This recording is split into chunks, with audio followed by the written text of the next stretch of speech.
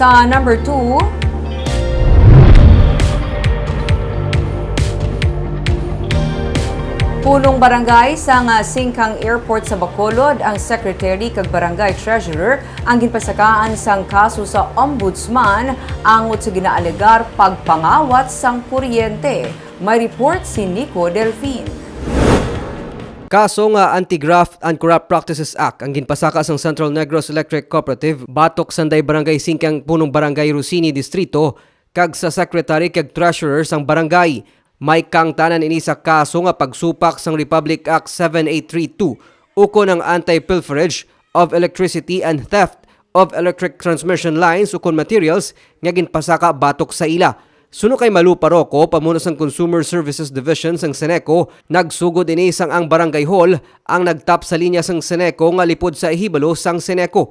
Wala pa mabato ni distrito ang reklamo pero nagapati siya nga pamulitika ang pagpasaka sang kaso batok sa ila, bangod abogado man sang kasumpo nga partido ang nag-file sang kaso para sa Seneco. Politically motivated Eta nawab lang nag-file kaso kay Mayor Albi Benitez, amo man na nag-file subong kay intra ng Seneco sa politika tag subong.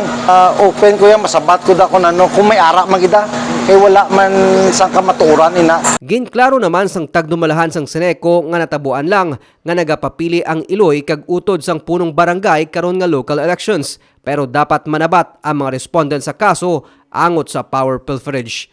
Nico Delfin para sa DigiCast Negros.